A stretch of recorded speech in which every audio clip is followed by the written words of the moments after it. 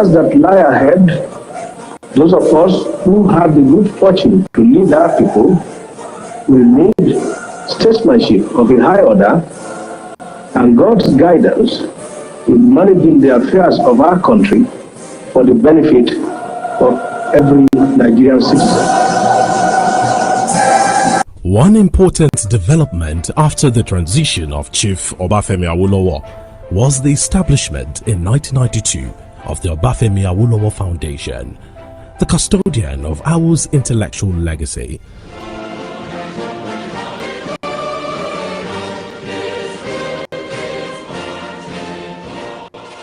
The foundation was set up as an independent, non-partisan, non-profit research institute dedicated to immortalizing the ideals of Chief Awolowo and is committed to the promotion of a socially edifying interaction between policy and scholarship. It has over the years established its credentials as a credible advocate on many issues, including education, health, the economy, and poverty alleviation.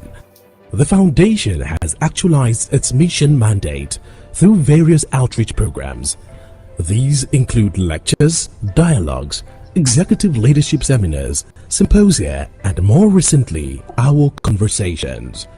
All of these are designed to provide suitable fora for rational discussion of great issues of the day in order to continue to build the idea that inspired the public and patriotic activities of Chief Awolowo.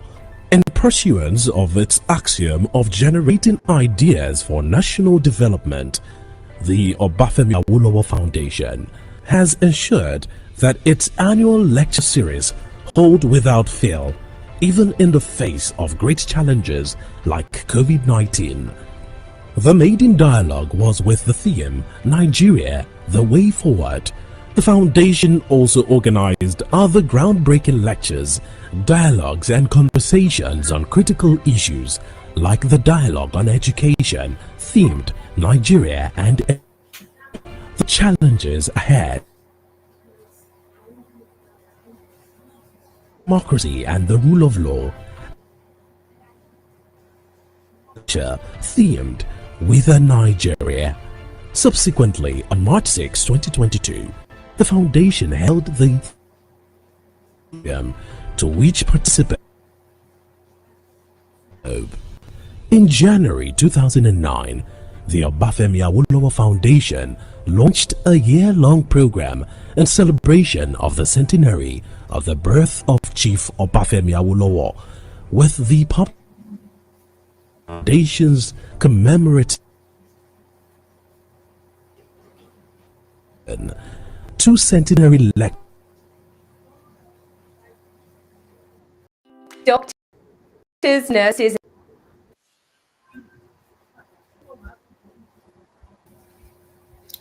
All right.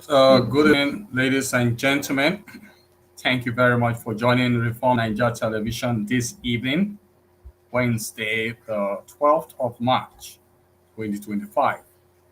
Today, we continue our discussion on the person of Chief Obafemi Awolowo, but this time around, we are looking at the webinar that was done to mark the 116th anniversary, posthumous birthday of the sage.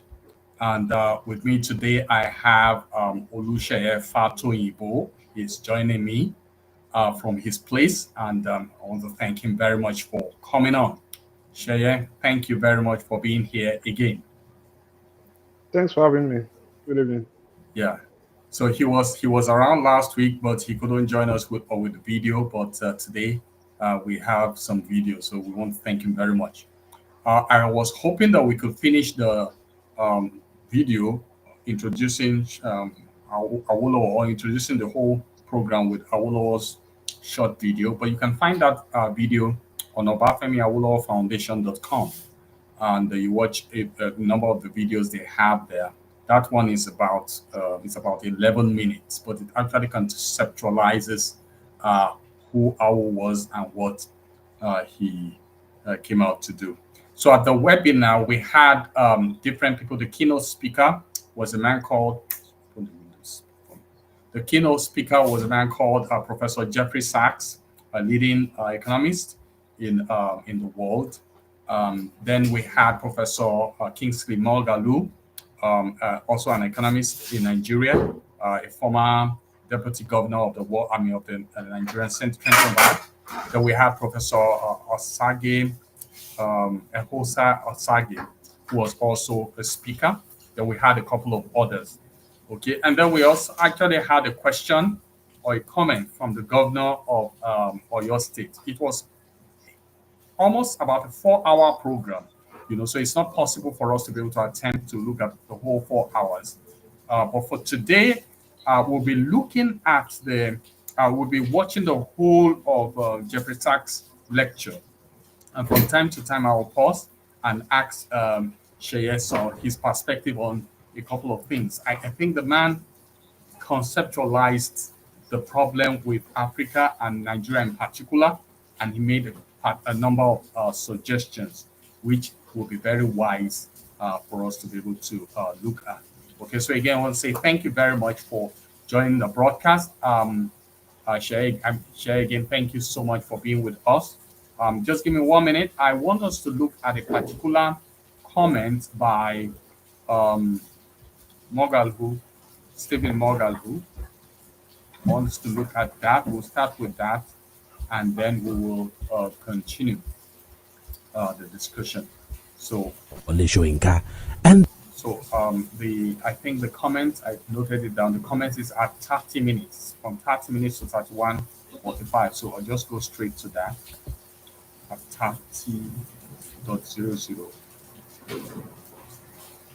Yeah, got it just now, but I'm not sleeping. Yes. So that's that. So let's hear what Kingsley Moghalu has to say. Risks today and tomorrow. I often say that the first thing you have to understand about economics and economies in general is that you cannot run it and you cannot understand it without two things. You've got to understand economic philosophy, and you've got to understand political economy, the impact of political events and processes on economic events. And again, this is what we see today. Some political developments in the world have, as our distinguished chairman alluded, really turned a lot of things around. And we now see the impact, especially on global trade. We see now tariff wars between the United States, and China, and Canada, and Mexico. And these tariff wars have a lot of implications. It will create inflation.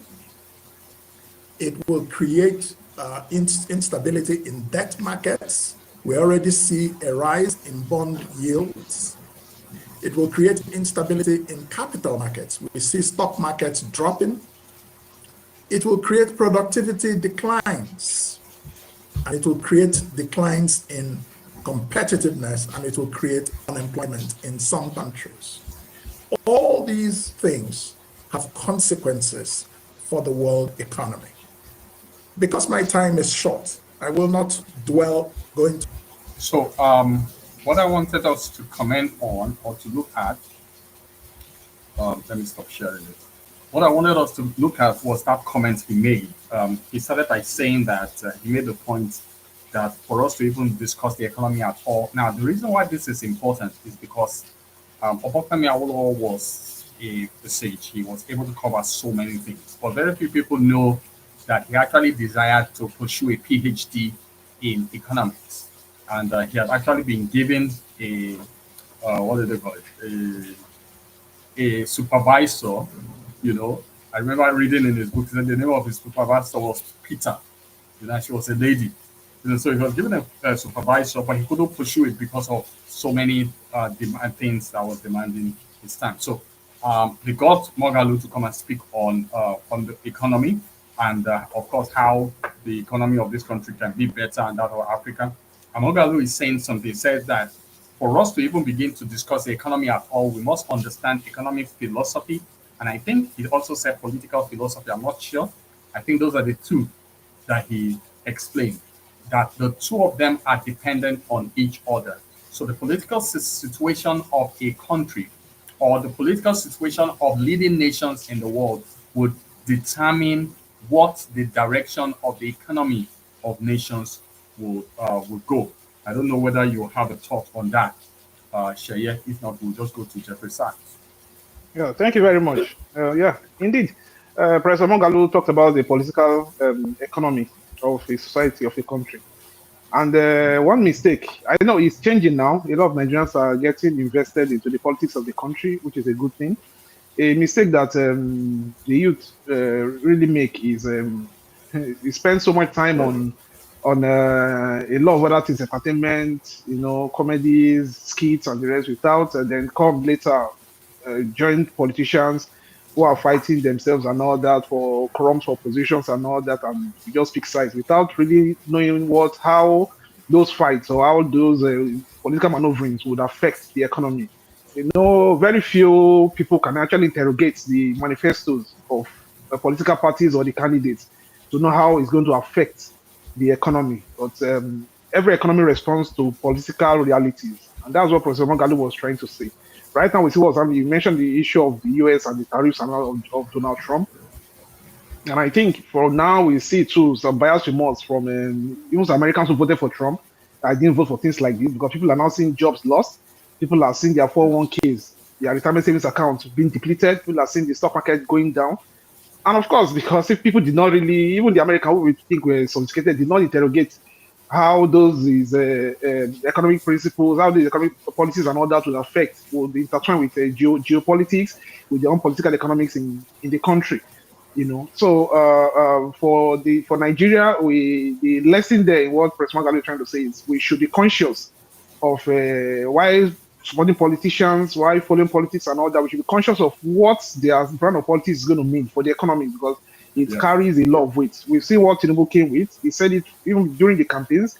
The subsidies have no place in the Nigerian economy. It's a rentier system. FX, fixing the FX rate has no place in Nigeria. It's also another aspect of the rentier system. And those two have to go, which I fully support anyway. In spite of whatever negative fallouts we've had so far, I think it's still the best route to take to bail out Nigeria from the doldrums we've been all these years. Yeah. So I think it's a lesson for Nigerians, again, the young generation, to get more invested. Politics and economy go hand in hand. Why supporting our politicians? Let us also integrate how their politics would affect the economy eventually when they come in. Help us to make proper decisions. Not this one is a Muslim, this one is a Christian, this one is, things like that should not be the focus. Awolowo's philosophy, or what he really believes, that if a nation is educated, if the larger populace of a nation is educated, the people will be able to make informed decisions. In fact, the direction that I saw the 1959 election, even though they lost that election and they came toward behind MTNC and the MPC, the direction I saw the 1959 election was going was that the action group was going to eventually begin to gain ground. Awolowo wrote, I saw in some of his writing, he could recognize that in the North, despite the fact that they were all Muslims, he could recognize that there was a divide, a major divide. And that is that there was the larger Hausa population that were being dominated by the Fulanis. And he saw that he could actually go in, Ahmadu Bello and the rest of Fulanis, he could actually go in and get the Hausas to his side. In fact, I think they even won about some 25 seats. I don't know whether it was in the Northern legislation or, I think it was in the Northern legislation. They won 25 seats and they became the opposition in the Northern legislation. So they were confident that eventually they will, with time, if not gain power, but at least begin to make a mark. Now, where I'm going to is this. Mongalu kept making this statement. He used this word populist.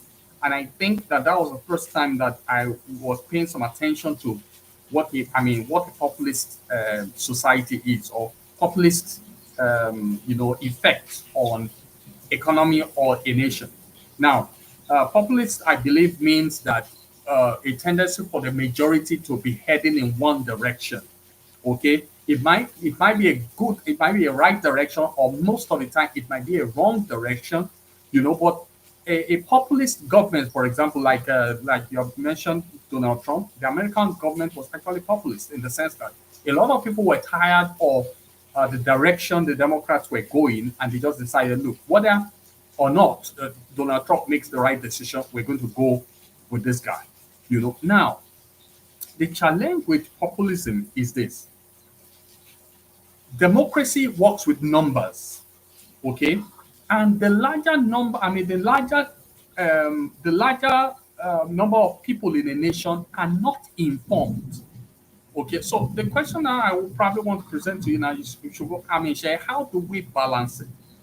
We want to win election with a populist situation. Okay, want to win election with a large number of people, but at the same time, just a few people are informed. So how do you balance it? Because ultimately, if you get a rabble rouser and somebody who can just gather people and just, hey, wait, let's all go, like Buhari did all of us in 2015, everybody will go that direction, without being informed, without making right decision. I don't know whether you're getting what I'm saying. Yeah, I get it. Yeah, thank you very much, DT. The thing is, the problem with populism is the real possibility of getting a demagogue. Demagoguery is the bane of populism, and that's what we see most times. People like Trump, people like this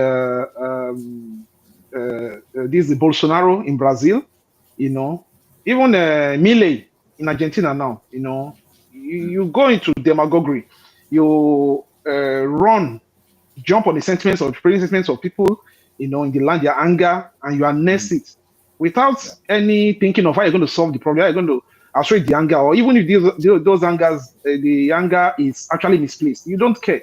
Simply ride on the emotions of people and get into power.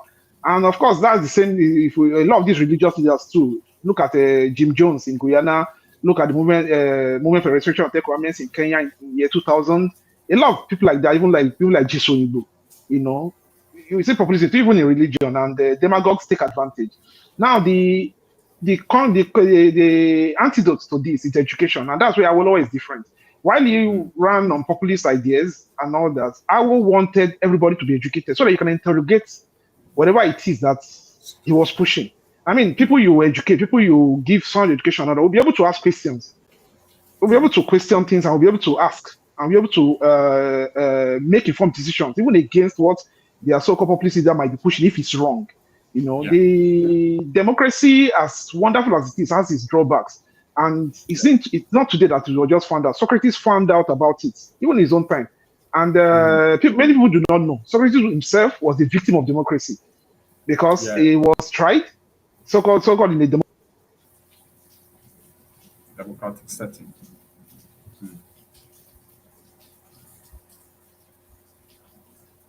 Okay, I think Shea will still be back. So I think the point is very clear. Anyway, ladies and gentlemen, thank you again for joining our broadcast. We are still continuing on the theme of Obafemi Awolowo. We're actually looking at the webinar and some of the lectures that were prosecuted. So presently now we're going to go to the 22-minute keynote address that was given by Professor Jeffrey Sachs. And we will listen to it. Hopefully we might be able to listen to everything through. If not, at some point I will just pause and then ask my guests some questions around it. You may not see our face, you just be seeing the post video, and we'll be speaking in the background. All right, so now we move to Jeffrey Sachs. Before I go to Jeffrey Sachs, I have to share my screen. Just 1 minute, please. Yes.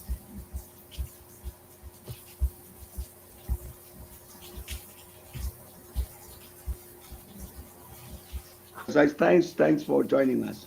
Well, thank you, and thank you for the opportunity to meet together and open, I hope, some long-term strategic contacts on this important topic of Africa and its future in the coming decades. Everybody knows we're in a period of tremendous disruption and flux right now. Donald Trump is just a part of that, but he's definitely a part of that. We're in a period of massive geopolitical change. The rise of China is certainly the most significant geopolitical reality of our age, but it's not only the rise of China. Many parts of the world are experiencing a massive advance in technology, in their geopolitical weight. India is another example. Russia obviously is a great power in the world today, and I count on Africa being the same way in the coming years, as I'll speak about. But geopolitics is changing rapidly. Of course, the technological revolution is changing our economies dramatically, faster than we can keep up.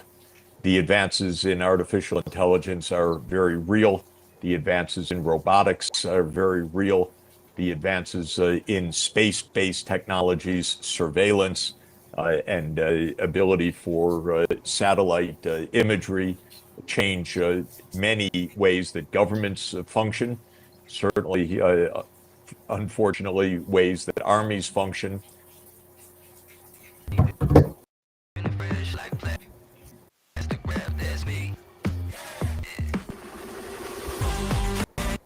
But these technologies are deep and are changing rapidly.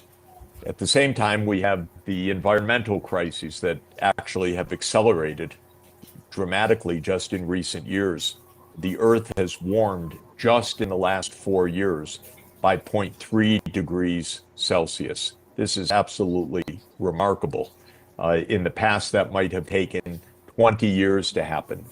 But in just 4 years, we had warming of 0.3 degrees Celsius, so we actually exceeded the 1.5 degree centigrade limit that was agreed in Paris in 2015 as the upper limit that we would do everything to avoid. And we have massive demographic change underway as well. In some parts of the world, populations have peaked and are beginning to decline. China is a case in point. China's population has peaked at 1.4 billion, but if current assessments of future fertility are borne out, China's population will be under 1 billion by the end of this century, even around 700 million, according to the United Nations forecast. At the same time, Africa's population continues to soar. It's at about 1.5 billion today. By mid-century, perhaps 2.5 billion. And according to the UN estimates, it could be as much as 3.5 billion by the end of the century, roughly 35 to 40% of the world population. So we are in the midst of massive change. I think from Africa's point of view, of course, the main question is how should Africa as a unity, Africa as the African Union, be positioned for success in the coming years? How should Africa as a union move forward rapidly, economically, technologically, and in terms of the quality of infrastructure? How should Africa as a unit face the challenges of the climate change, the threats to biodiversity, the loss of the Congo Basin rainforests to deforestation, and many other environmental challenges as well?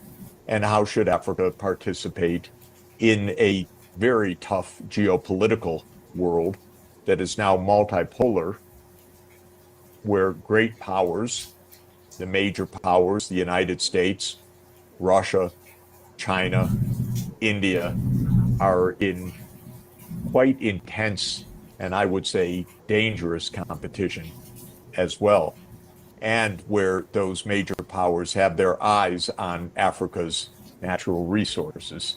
I started the day in a Zoom meeting in India, and the main topic of that session was strategic minerals. Well, all of the talk was about how the major powers would secure their strategic mineral supply chains. But frankly, they were talking about you. And it was mainly about competition between Russia, India, China, the United States. Africa was not in that particular discussion, but it was the object of the discussion in part. Ukraine, too, is being basically pulled to pieces right now, in part, not only, but in part, because of competition for the strategic minerals in Ukraine. All right. Shaya, did you hear that? Shaya. Maybe I should stop Shaya. Shaya, did you hear that? Oh, Shaya, sorry, logged out. Sorry, Shaya, Shaya, did you hear that? Yes, I did.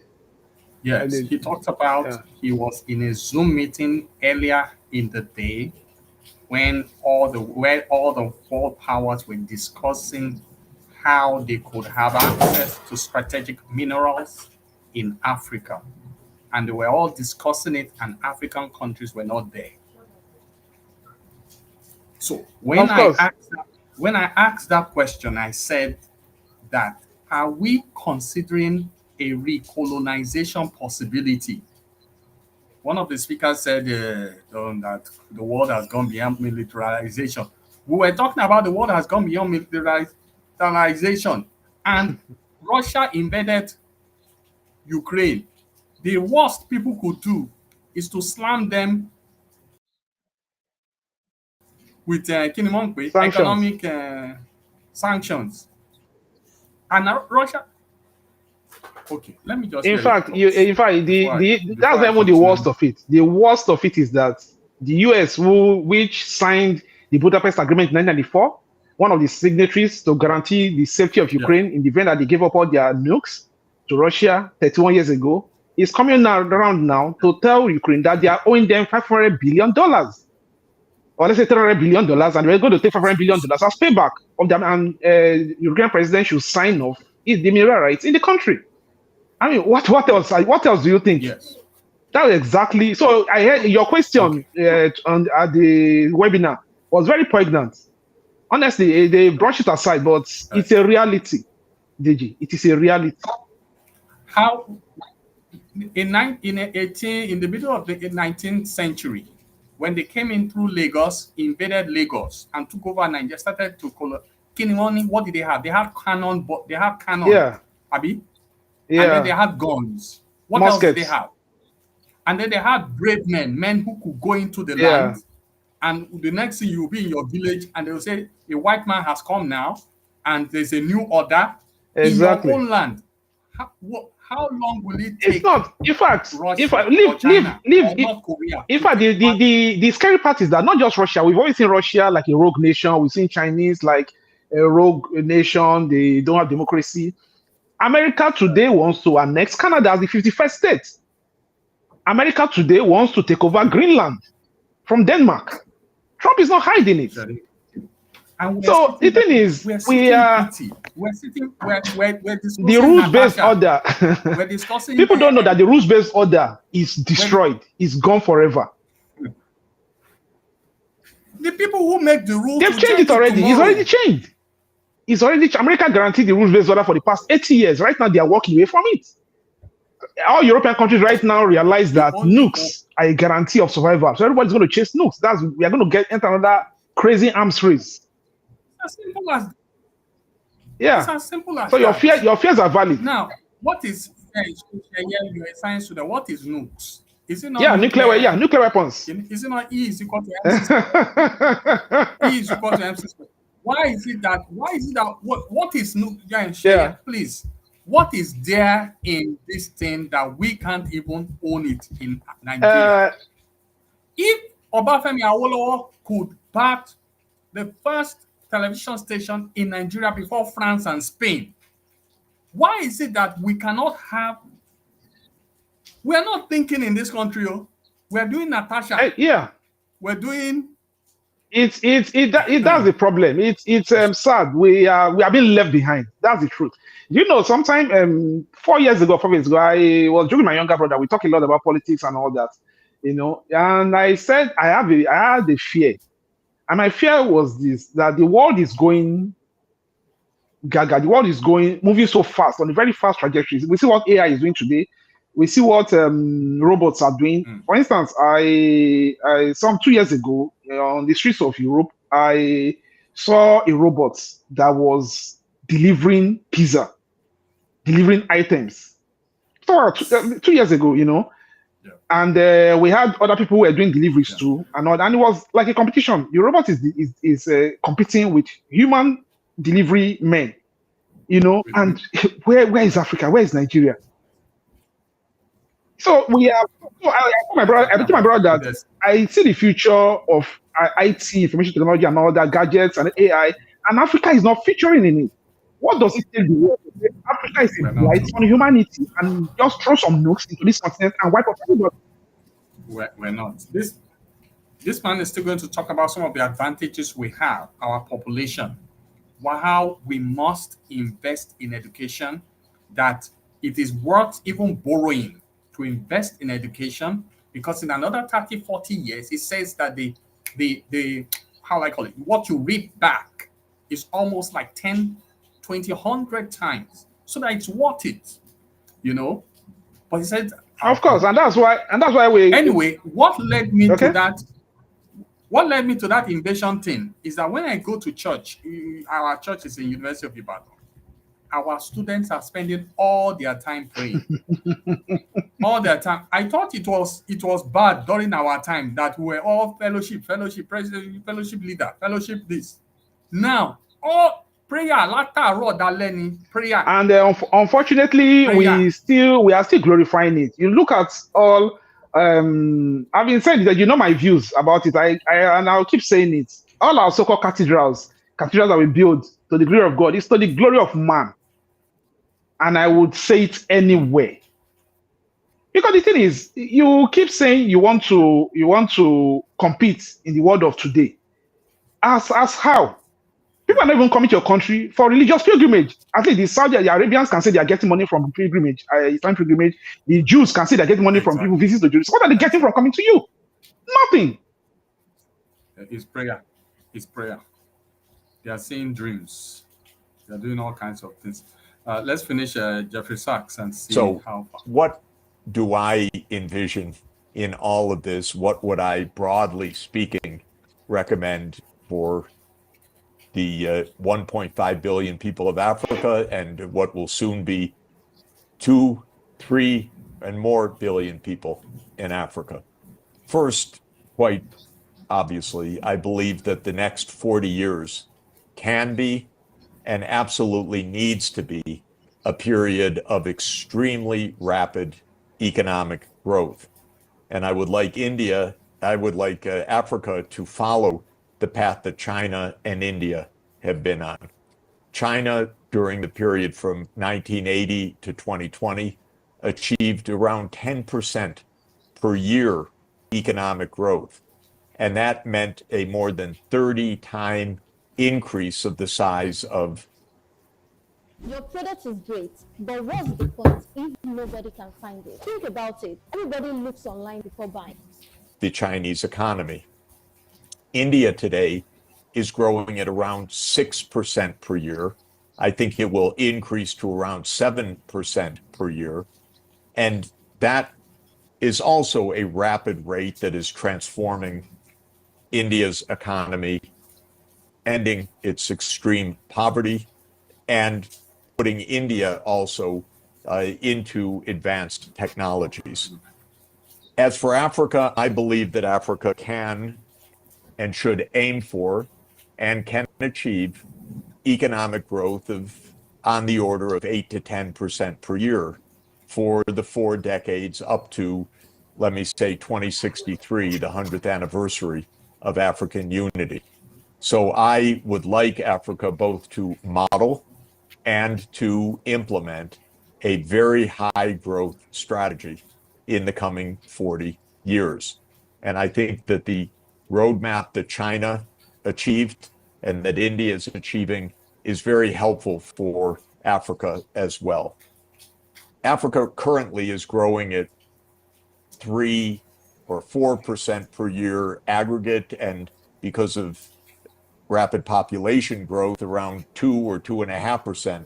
That's not good enough in per capita terms. That is, of course, absolutely unsafe and insufficient for Africa. So the growth rate needs to be increased markedly.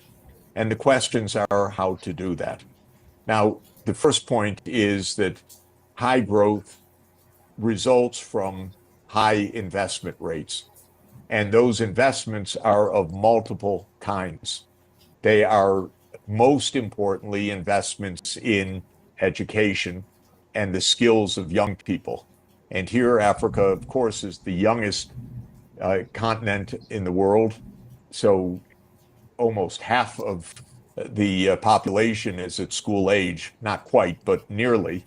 And those young people need a quality education, and there's no time to miss for them. And when they drop out in lower secondary or before finishing upper secondary, this is a cost for a whole lifetime and a cost for the society. So the first order of business in achieving the next 40 years of rapid growth is achieving a very high level of educational attainment. And that is expensive, and it takes a long time to realize the returns, 20 years to educate a child, but the returns are the highest returns a society can achieve. In fact, around 20% internal rate of return to educate a child through upper secondary education. The second kind of investment is investment in infrastructure, transport, power grid, digital, water and sanitation, and climate resilience, all of these main categories of infrastructure. The third kind of investment is in technology and innovation. And I mention this because this isn't just a byproduct of the market forces. Governments need to invest in research and development to get the benefits of technological advance. Yes, some technologies come from abroad, but much has to be adapted locally and reconditioned locally, and that requires domestic R&D. And Africa spends a small fraction of 1% of GDP on research and development, whereas China and the US, around 3% GDP, Korea, around 4.5% of GDP. And so Africa's innovation economy needs investment by the state across Africa. And the fourth area, of course. So before we look at the fourth area that he's looking at, I want us to appreciate a few things that he has said. Okay, so what he's saying so far is that China, that he would want Nigeria and Africa in general to imitate the economic growth of China and India, especially that started in the early 1980s. And he said that the way to be able to do this is investment in education and in the skill of young people. Yeah, I think so. Investment in education. He will still talk about education being expensive, but that it is worth borrowing to make it possible. Investment in infrastructure, investment in transport, and so on, technology and innovation. Shogo is not here, but his office is actually helping to train a number of young Nigerians in technology and social media things, AI, and a couple of other things. Now that was, I mean, the idea is excellent. It's from the Ministry of Communications or something. or technology. I can't remember what ministry that is. The problem, of course, is that the Nigerian spirit has invaded the thing, and a good and laudable idea, that started well already is beginning to know a dipping. They are not paying the facilitators. They are not meeting the part of this thing. Of course, Mr. Old style corruption is entering into the whole thing, and the young man who they are borrowing to have to train these people, and they are training them. The government is not paying back. I mean, it's just sick, and it's just like also the free education idea that Obafemi Awolowo brought. It was excellent in those days. I mean, Awo exemplified it by sending his own children to public schools. But Share, I'm sure you know now that none of us dare send our children to any public school now in the name of free education. So let me have your thoughts now before we just continue with Sachs. If you have anything to say, if not, we'll just Yeah, it's continue. unfortunate. A number of years ago, too, my younger brother has talked about, mentioned that he thinks that the solution to Nigeria's problem is to have a benevolent dictator in the mold of Lee Kuan Yew of Singapore. I don't know. We've hustled to have the Nigerians had welcome military rulers. In fact, I was young when Abacha took over, but I actually welcomed him then because I thought he was tough, he was coming to change it and all that. And of course, we know it ended when Babangida came. Everybody was happy when Buhari came the first time to answer with it and all that. We just can't have it, So I don't know because politicians would always be politicians, especially in this part of the world. Because here, there's a saying in the United States that goat where you keep say make community feed. Now hunger will kill the goat because everybody's problem is actually nobody's problem. Yeah. We in Africa, people talk about Pan-Africanism, and I think they are just being idealistic. We have different people. Our interests do not align. There's no union among our interests. We are just united by our color, by our complexion, by our melanin and all that, by our kinky hair and all that. But we are not united in thoughts, in expectations, in dreams, in aspirations. Some of Nigeria. So that's why when politicians take the reign of power, particularly at the federal level, most don't really care about the development of the country. And because they know that if they take even development to their own side of the country, it will raise a lot of hula bala and all that. A lot of just concentrate on their own immediate families and then stash enough outside the country, ensure their kids have second passports in case the whole thing crumbles one day. Yes, and then they bail out. And they bail out. So that's the problem. So who is going to? Because the solutions are here for us. Look at the innovation that Shogo is involved in. Yet, to me, it's sabotaged by government. Why won't you pay your accountable funding? Why won't you encourage the facilitators? Why won't you encourage all these things? It's as if you want it to fail. You don't care. So where is it? It's been a long time. I stopped building castles in the air. We need to get it right. From our ideas, and it starts from followership, not even from leaders alone, because leaders eventually become followers. The followers become leaders eventually. Someday, So I think it should be a total orientation right from our homes. What you are doing here, Digi, with your Reform TV, with your advocacy and all that. Let's hope it catches on. Or we have to get more people to get involved in these things. Today I went to IITA. IITA is the research center into agriculture. I just browsed their website, saw some numbers and called the numbers. They connected me with some people, and I went to see the man that was in charge of their cassava production. He was so welcoming. When he listened to me, because I told him, I said, the reason why I'm here is not like I'm hungry, but I go on evangelism in the University of Ibadan.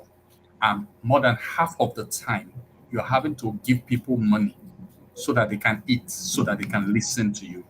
So, I give the person 500 naira, and then with that, he's hoping that he can get something to eat. Students, I'm not talking about outside the University of Ibadan. So I was thinking that, okay, if we can get even some agricultural ideas working and rolling, perhaps all these young men, they don't have job, they are hungry. Maybe we can say, okay, and if they don't do the job, then we know that's their fault. So I went to see this guy, and he took me around in his car. We went to see the people in charge of maize. We saw the people in charge of beans, and they were advising us. When we got back to his office, I said, okay, this IITA, it's like, if you look at IITA on the map of Ibadan, it's like carrying America and putting it in Nigeria. You know, I said, how are things working here? How are things, you know? And the guy said, look, it's because we have systems. There are laws work here. You know, the way they have been doing their security system from the beginning is the way I met it today. You know, you have to know that, I mean, you call the person who wants to see you, the person gives your name and your this thing, you come with a valid ID. Say you must come with a valid ID. You know, you come with a valid ID, the person, I mean, identifies you, and then you go to the place you are going to. You know, the place of like America inside Ibadan. In fact, while I was there, I was looking at brown roofs just outside. You understand? So he said there are laws. You have order. You know, there's a way things are done, and if you don't follow that system, you get punished.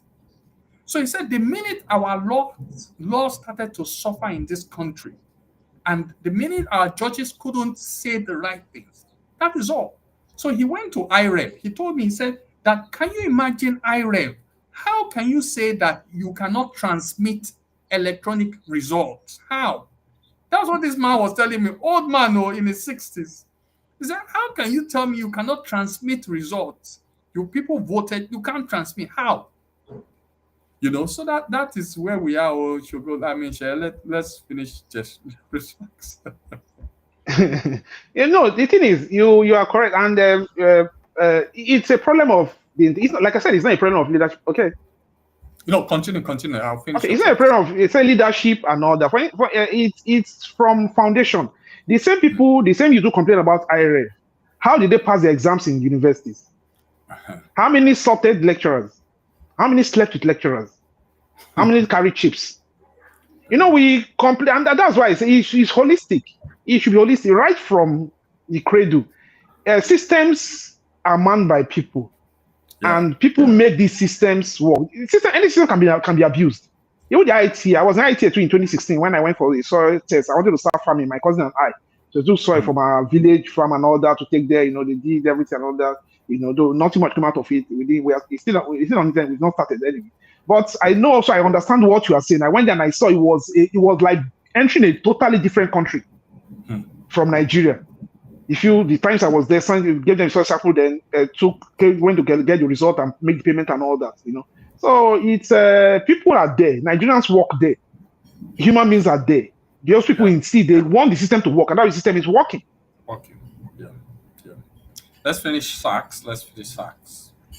Is business investment, but business investment comes especially when there are skilled workers and quality infrastructure and the ability to adopt or adapt advanced technologies.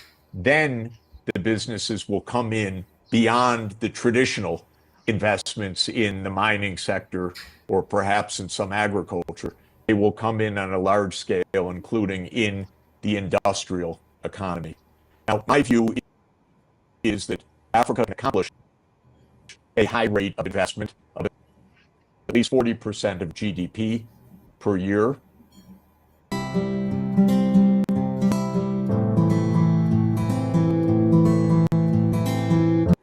Just like China has done, but it requires a strategy, and the strategy needs to be at the union level, in my view.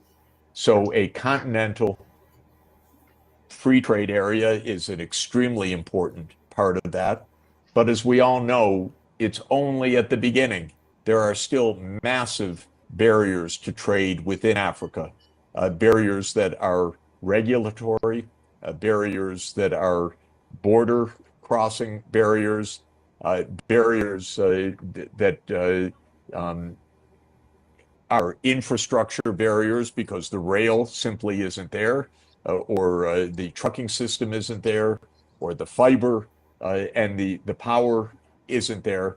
But all of this, I think, is critical because Africa will not achieve rapid growth one country at a time, but it can achieve rapid growth by being the third part of the world, in addition to China and India, that has a population of 1.5 billion, a huge internal market, and with the right investments, the prospect of the fastest economic growth in the entire world. So that, for me, is the aim, is the agenda. Of course, it means making the African Union much more effective than it has been in the past. It has, in the past, been, of course, a place for many areas of agreement and progress, but it has not played the central role in the Africa-wide economy that it needs to play. And the projects of NEPAD that are the trans-border projects now need to be implemented. And the implementation needs to be in line with the continental free trade area, which has been established. This also means, and I'll just spend a couple of minutes on this and turn it back over to you, a financing strategy to achieve this rapid rate of growth based on high investment rates. My own view is that Africa's debt is not too high, it's too low. Africa should be borrowing a lot more on international capital markets, but not the kind of borrowing it's been doing. When it borrows, Africa has been borrowing at 5 years or 7 years. But the development that I'm talking about is 25 or 30-year horizons. And what happens is countries borrow 7-year Euro bonds, and then when those come due, they can't repay. And then they enter into a financial spiral, an IMF program, and it's the end. It's the end of growth. It's the end of the investment agenda. The IMF says, don't you dare try to have those high investment rates again. That's too destabilizing, and things come crashing down. But my view is the mistake is the short-term maturity of these debts, because development is a high return activity, but over a 30-year period, not over a 7-year period. If you borrow to put a child in school, 7 years can get you from first grade to 8th grade, but it can't get you the returns to repay the loan. And so, in my view, the biggest problem that Africa has faced is finance. The biggest challenge is long-term, low-cost financing. My view is that if the markets behaved properly, this would come automatically because Africa has the highest growth potential of any region of the whole world. Starting poorer, accumulating capital, Africa can grow at these astoundingly high rates. And so it's not risky to lend to Africa, but it is risky to lend for 7 years. The lending should be 25, 30, or 40 years. And this requires a financial strategy for Africa. One basic part of the strategy, by the way, should be to increase the scale of the African Development Bank. The African Development Bank borrows on the international markets and then on lends to the member states of the African Union on good terms. But the scale of the African Development Bank is tiny. It's only about $5 billion of lending per year. It should be $50 to $100 billion of lending per year. There'll be, I think, the opportunity for a major scale up of the capital of the African Development Bank in the coming year. Don't wait for the United States and Europe. Do it yourself. The US and Europe are not going to scale up the African Development Bank. The United States isn't going to put $1 into African development. It may try to steal some minerals, but it's not going to put $1 into African development. You're going to have to do this in Africa.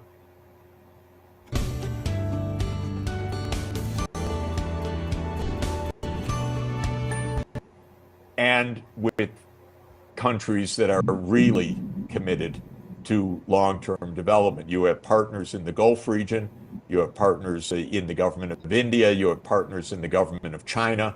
That's where Africa's long-term financing is going to come, not from the United States, alas, and not from Europe. So this is financing is key.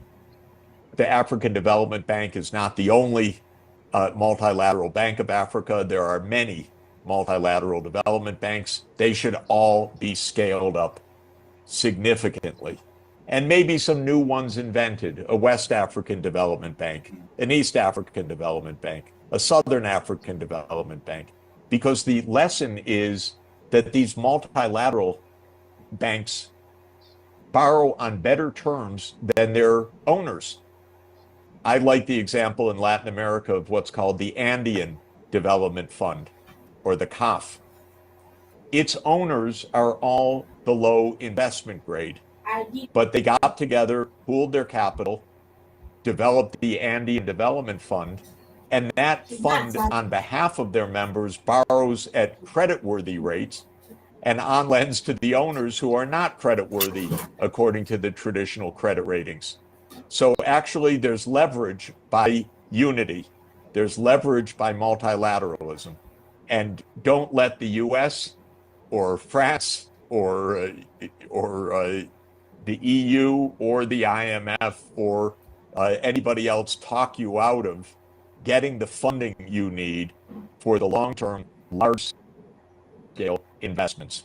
I had the pleasure to work with the African Development Bank on a study that was just released on rapid growth for Africa to 2063, led by the chief economist, the excellent chief economist of the African Development Bank, Kevin Urama. And that report is an analytical basis, in my view, for how the African Union can move forward on this high growth agenda.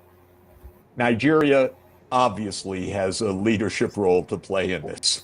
As the largest economy, the most populous nation in Africa, with so many leaders in finance and in business. So I really want you to take the lead, but not only for Nigeria's development, but for Africa-wide, because if Africa succeeds as a continental scale economy, Nigeria will boom, and it will boom as part of this overall continental scale success. So in the meantime, it's going to be a noisy environment. Donald Trump will pull out of the Paris Agreement. Yesterday, the United States vetoed a very standard UN General Assembly resolution because the US said it endorsed this, that the resolution endorsed the Sustainable Development Goals, which the US government said is not in the interest of the United States. It's unbelievable. We're in a nasty period of time. Okay, the United States says that's our self-interest. They don't know what their self-interest is. But don't be perturbed. Don't be put off. This is Africa's time. And look at what China accomplished. Look at what India accomplished. Act as a unity. 55 countries, that's the legacy of European imperialism, that there are 55, but think like one and act like one. And believe me, Africa's success in the next 40 years will be the biggest success on the whole planet. So thank you for letting me share these brief remarks with you. I hope that something resonated with that. And if so, I would look forward to continuing to brainstorm with you on such ideas. All right, so that's Professor Jeffrey Sachs. Sheye, can I have your thoughts, if you don't mind? If not, we'll just take the investments up. Yeah, the Jeffrey Sachs, President Jeffrey Sachs mentioned about the development institutions and all that should be devoted strictly to African development. And if you, I don't know if you know about it, Nigeria succeeded in getting citing an Africa Energy Bank in Nigeria. It's supposed to take off with a capital base of $5 billion. Of course, Nigeria will be looking for money and other, to raise their own capital, their own share of the capital and other investors. But there's no way around it. Debt is what develops countries, you develop nations. You need money, and this money must come from somewhere. You must borrow it to start your investment and all that. But eventually, when you go out to the developed world, you see what debt does to them. Long-term debt. That's what drives the economy. That's what makes prosperities. People do not count cash in their hand, carry cash in their account or whatever to go and buy infrastructure, to go and buy cars, build houses or something. You take loans, and so also their countries too. Most of them do not even get involved in business the way the Nigerian government tries to get it to involve in business and all that. It's simply create a regulatory framework for business to thrive. And how do we take long-term loans in the corrupt environment? That is the problem. Exactly, that's the problem. Because even the ones we take, they siphon it. The problem is not that the loans are there. We take the loans and we spend it on stupid things. They take the loans and they share it. That's the problem. Is the pain. So I don't know. Jeffrey Sachs' ideas are good, but he's talking to Africans. He finished on an optimistic note. I mean, I don't know whether the man is just a good-hearted man, but he finished on an optimistic note. He said, I mean, we can pull it off in another 40 years. Africa can pull it off. Yeah, it's possible. If you start today, developments do not come immediately. What China is enjoying today started during the Great Leap Forward of Chairman Mao. Started in the 1950s. They didn't start really reaping it until probably the 1980s or something, almost 40 years after. And of course, a lot of water passed out the bridge, a lot of lives were lost, a lot of misery, but here they are today. So the problem is that we Africans, you and I want the quick win. We want to pray today, then hammer tomorrow. Our young men want to finish secondary school today and hammer tomorrow. And this mentality everywhere, even in government. Even our elected leaders, what can I steal in 4 years? What can I steal in 8 years? And I go and someone else comes. I mean, how do you develop under such circumstances? Ladies and gentlemen, Reform Nigeria Television is brought to you by Lakim Investment. We're going to take the advert now, and hopefully we'll be able to come back. After the advert, we're going to look at the question that Governor Seyi Makinde asked and how Jeffrey Sachs answered it. Lakim Investment.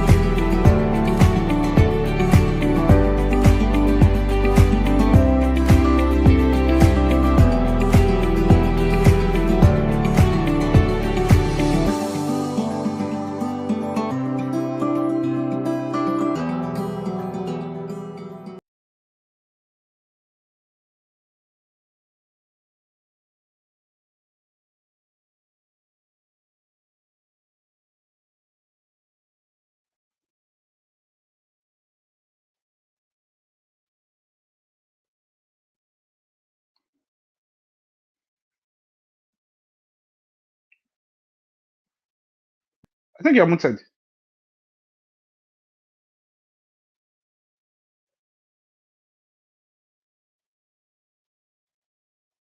I can't believe it. So we're going to take the question that Governor Seyi Makinde asked at the program. I think it was and then we'll look at what Dr. Professor Sachs had to say about that question. So make them pay a payroll tax later on from their higher earnings to repay those loans and finance all of this at a 40-year basis, 40-year tenor. Thanks. Professor Sachs, we've got, of the 15 minutes that you gave us, we have used 7. Okay, I'll be shorter in my answers. Yeah, I've got at least 3 hands here. Oluse Makinde, please. Okay, thank you so much, Professor Sachs.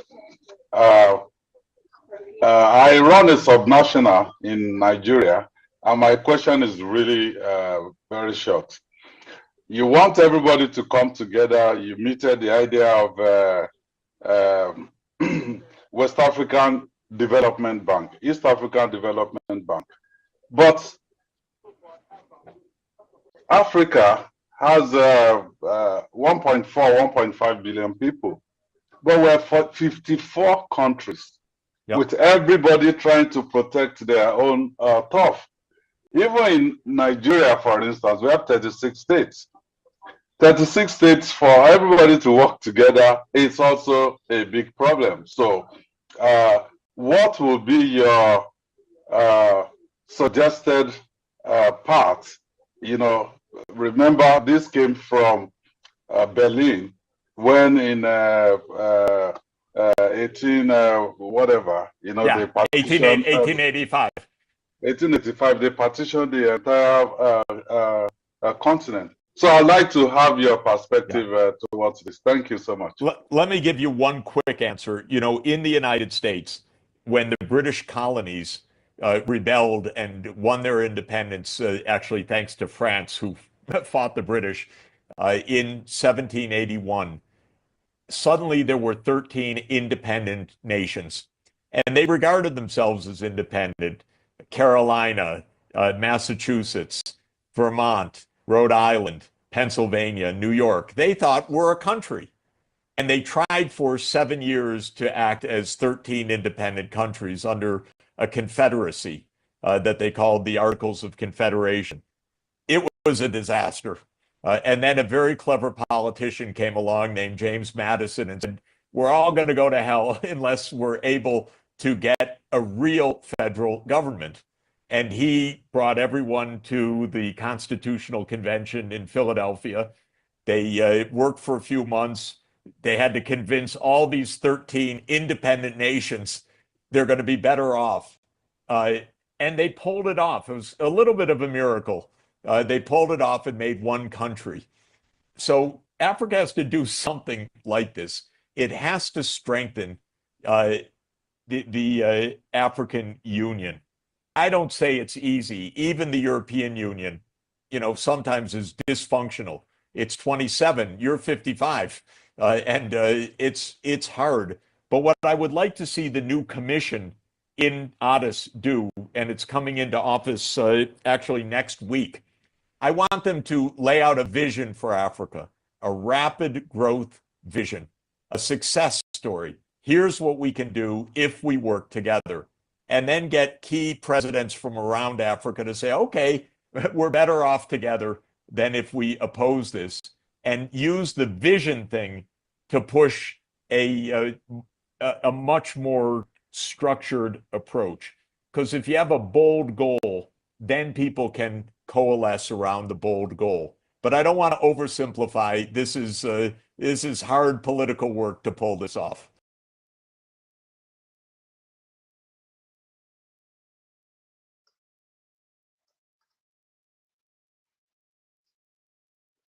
Deji, you are still muted.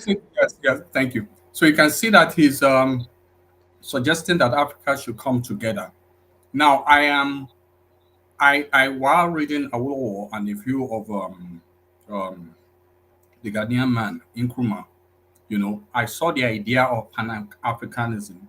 Now, if Nigeria and other African countries have been able to get the idea of federalism well, where you have various nations scattered all over Nigeria and, of course, scattered all over Africa.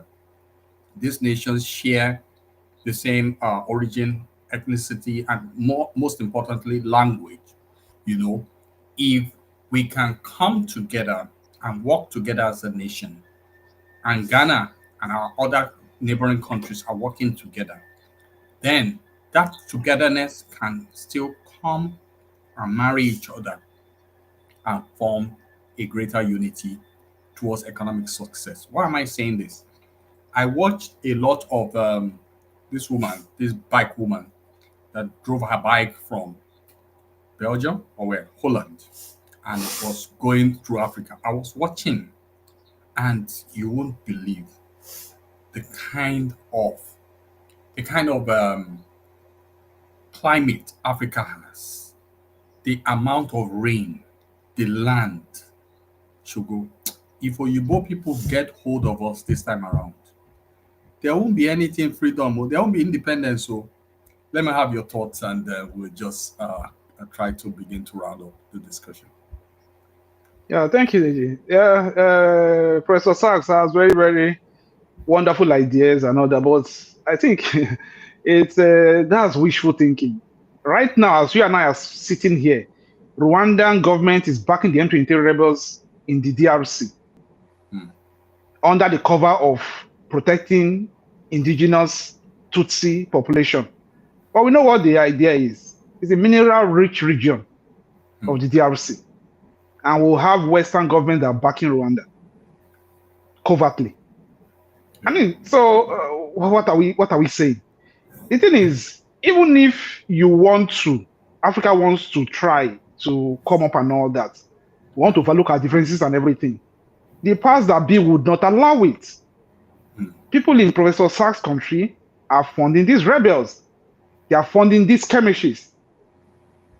It's just the reality. And of course, too, we still say something about the 13 colonies. They were united. If we remember, what became America today were disgruntled Britons, largely. They came from one place. They were all united in the opposition to King George. Yes.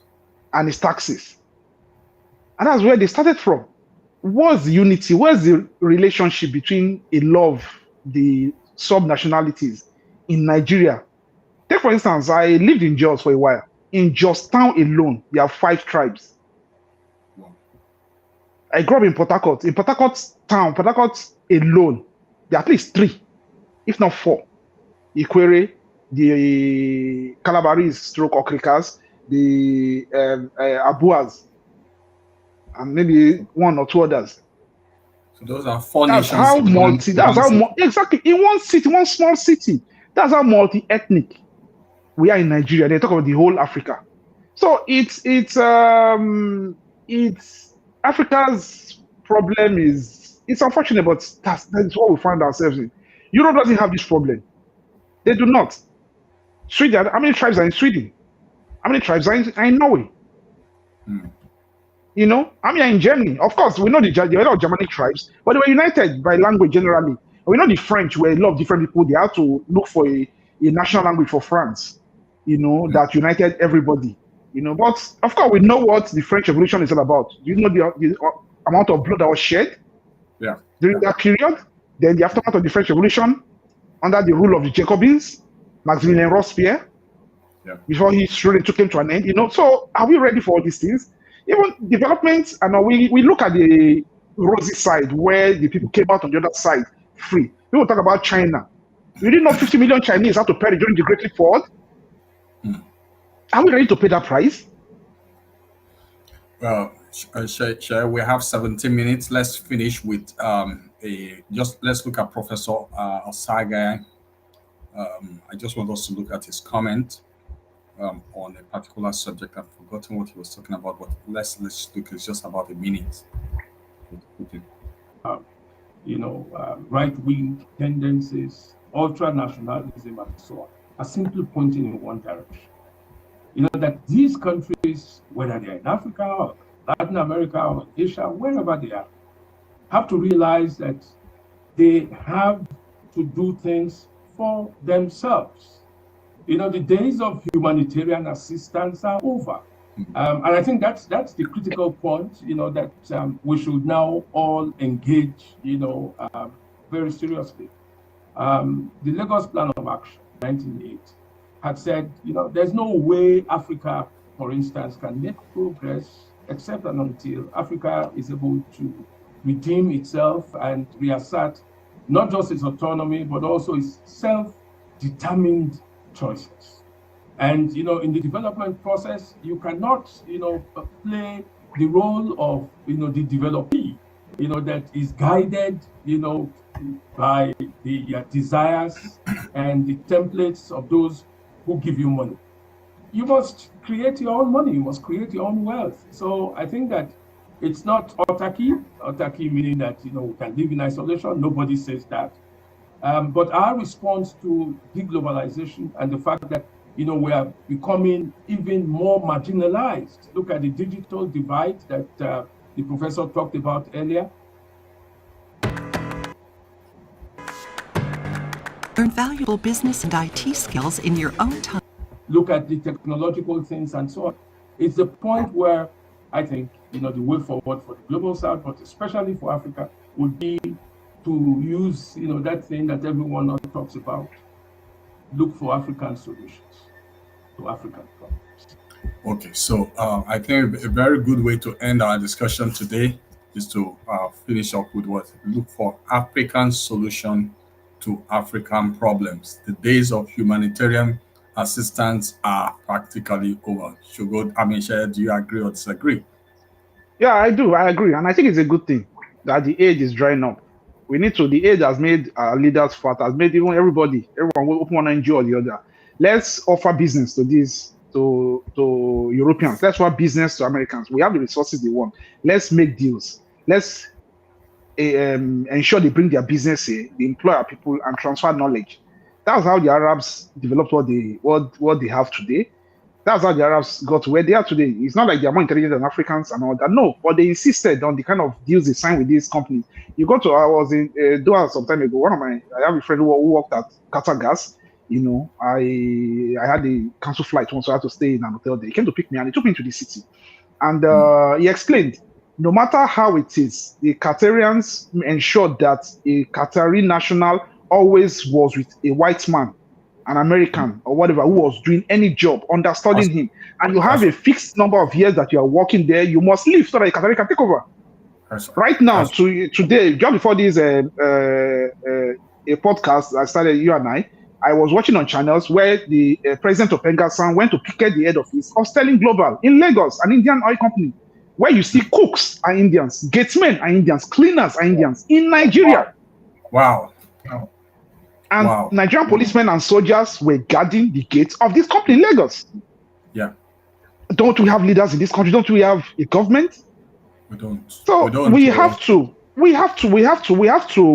work on to change these things. We have the potentials, the resources are there. We have what they want. Let us ensure that we get a fair share of it. Yeah, I wrote a report some years ago. I got it to the table of the governor of Oyo State, Shima. They didn't do anything. How some companies in Oluyole were using Nigerians. Nigerians will stand for 12 hours on their feet, packing biscuits. It was terrible. So, ladies and gentlemen, permit me to end the discussion with my question or my comment to the webinar. I think it's a big deal. So, let's listen to it.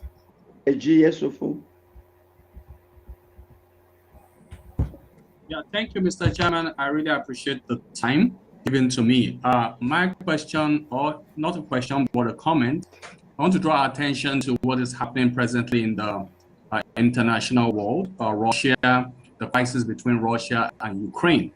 And from my little research, I've come to understand that Russia was able to make the effort to invade Ukraine because Ukraine at some point gave up their nuclear weapons. Is Africa, Nigeria, and African countries, are we considering the possibility of a recolonization of Africa?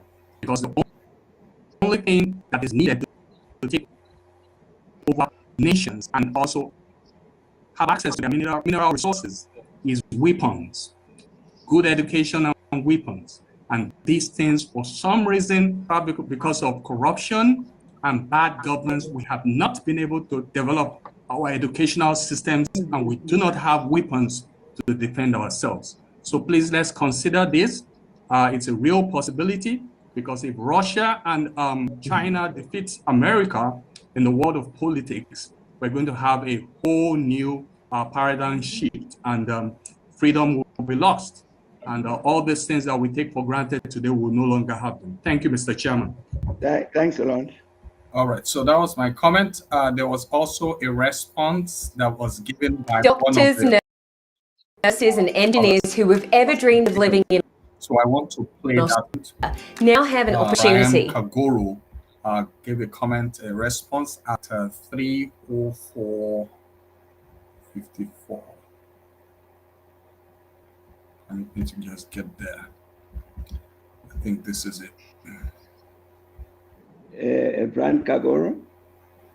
Just two small comments, Your Excellency. The Deji Yasufu suggests that recolonization can be combated by having weapons and good education.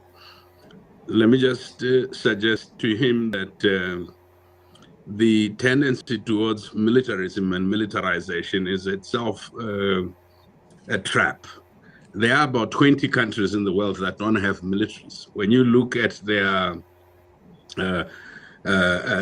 growth, their innovation, and etc., it actually is quite impressive for a good number of them. And the second comment relates to... All right, so that's how Kaguro shut down my listing, but I mean, everybody has a right to their opinion. But I'll say, Deji, that I think I'll give yours let's say 60% or let's say 55%, and his 45%. Right now, South Korea and Japan are realizing that maybe they've been stupid all along not to have militarized. Now we have a Trump who is ready to abandon America's treaties, America's promises to these non-armed nations. Exactly. That, oh, don't worry, we'll protect you. We have our soldiers there and all that. You don't have to worry about your adversaries and everything. And now they are having a rethink. So who says anything can happen tomorrow? Who said North Korea will go into South Korea tomorrow and America will just look the other way? Ladies and gentlemen, I've had Oluse Fatoyinbo join me discussing Obafemi Awolowo. In 1951, Obafemi Awolowo took over government. They were not fully in government, but part of government. The action group they came into power and some part of government, and they rolled out their policies. In the early days of the 1930s, even during the Nigerian youth movement, they had always maintained the belief that education should be free and should be accessible to all young Nigerians. But where was the resources going to come from? They squeezed out money from everywhere until sometimes, I believe must have been in 1953, the Europeans, the British already were considering leaving Africa. And there was this, I think it was a cocoa marketing something that was federal, was being controlled by the federal government. But they now decided to regionalize it. In the process, a large sum of money came into the hands of the action group. What did they do? They channeled it into the free education, free primary education, universal primary education. I have a woman living in Bodija here who told me she was in school when it started. Free education, free everything, free. And then there was also medical health care for children up to the age of 18. They started it in 1st of January 1955, and they pulled it through. Okay, in 1962, Obafemi Awolowo was being investigated by the federal government. That case was what led to the Nigerian Civil War. But he was being investigated by the federal government for a case of treason. And they looked at this man's account, Sheye. They looked at this man's account. He had a bank balance of about £200 plus and a loan facility, debt facility of 20,000. 20,000. Sheye, 20,000 debt was on his neck, but the balance was 200 plus, maybe 209 or something. Today, everything has shifted. Okay, I don't know. We just pray. One of the ways the webinar ended was we all agreed that we must do something practical, And since I attended that webinar, Sheye, I've been thinking and I'm praying about it. That all this politics is dirty thing, we can't continue like this.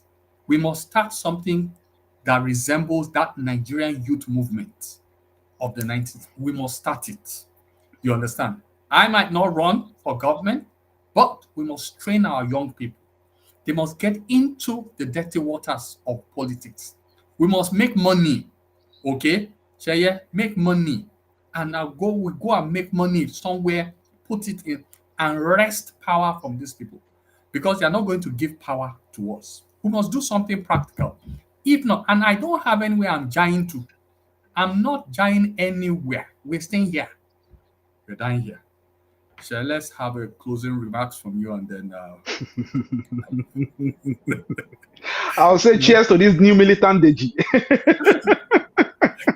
No, the thing is, the challenges look like sometimes when I think about it, at times it almost looks insurmountable. But the thing is, there's no challenge that is insurmountable. We are humans. We are meant to meet up challenges. If there are no challenges, we'll die off.